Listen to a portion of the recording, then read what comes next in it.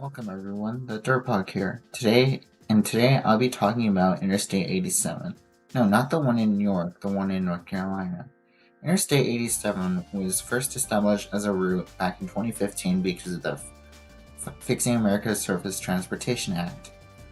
In 2016, the ASHTO approved Interstate 87 as the number for the route that would be going from Raleigh to Norfolk.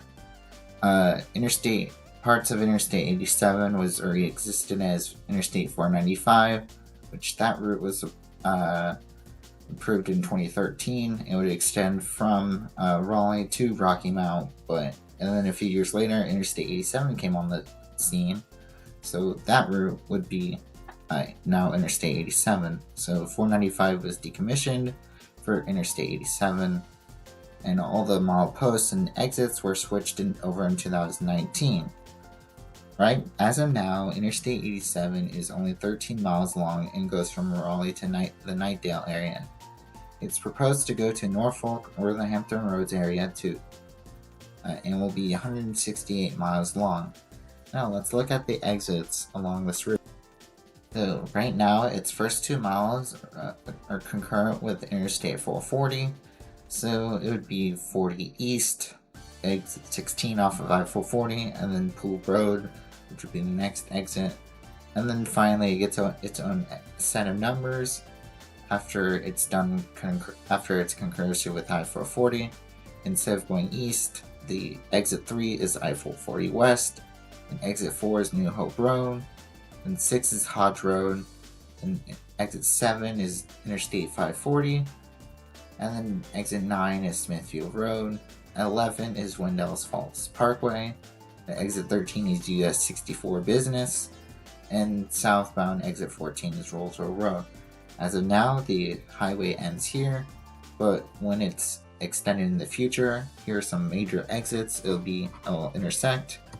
It's planned to have a child route, Interstate 587, which currently exists right now east of I-95, but in the future it will be extended to Interstate 87.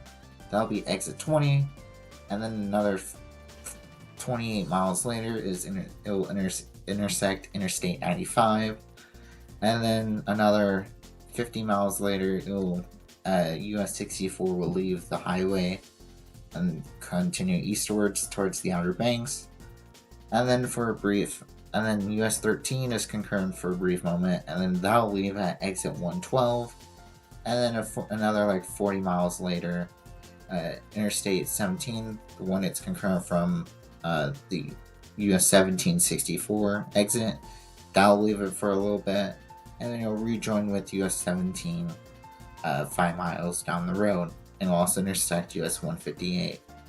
And then that'll be the Virginia border, and there'll be some exits in Virginia, and it'll finally end near Norfolk, Virginia. Now as we've gotten the original route out of the way, I'm going to talk about a couple of my opinions that the route should be extended southwards to. As you can see here on the map, I have two routes. There's a red route, which I labeled Route A, and then a blue route, which I labeled Route B. We're going to be talking about Route A first. Route A will connect Sanford to the current southern terminus of Interstate 87. It'll add an extra 41 miles to the journey.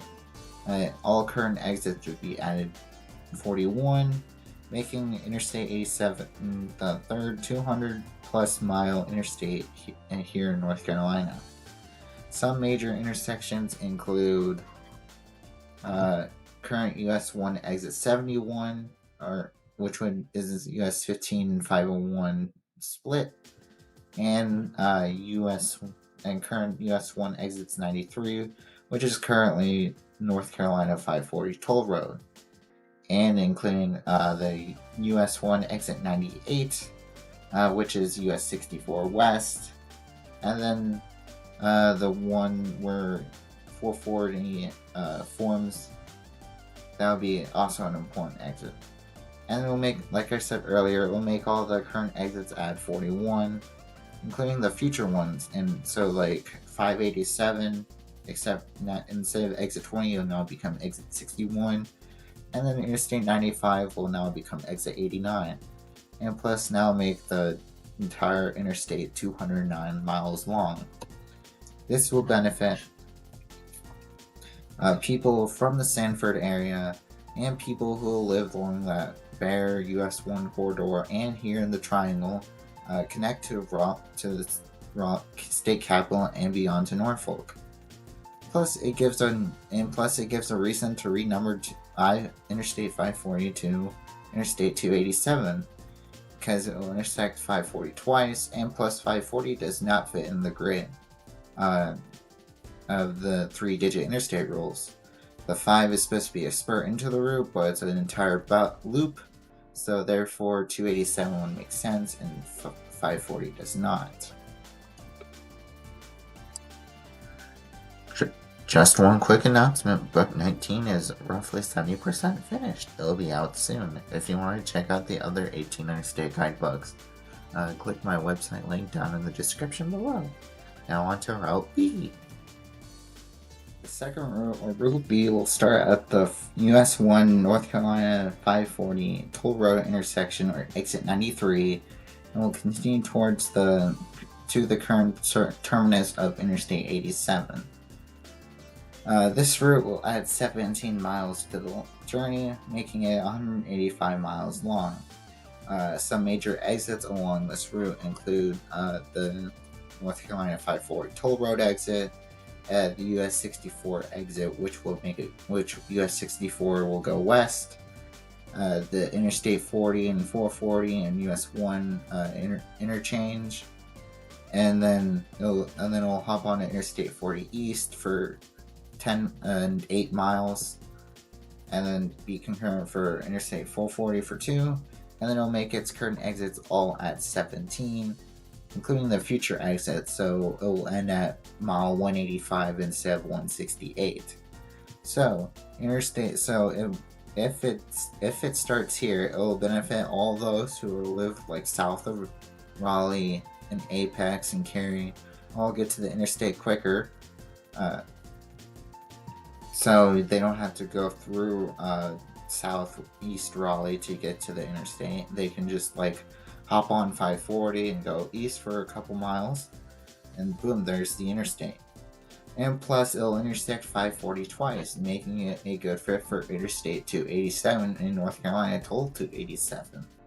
Because 540 does not fit with the 3-digit interstate rules at all. And plus, all the even X40 interstates are taken within the state. So Interstate 287 will be a good fit here. So, well, there you have it. My thoughts on North Carolina's Interstate 87. What are your thoughts? Do you agree with me? Tell me in the comments below, and I'll see y'all next time. Thank you so much for watching this video. If you'd like to see more videos made by me, click on the either 2 card links that are shown on the screen. And please subscribe. It really helps out a lot. And remember, everyone's awesome.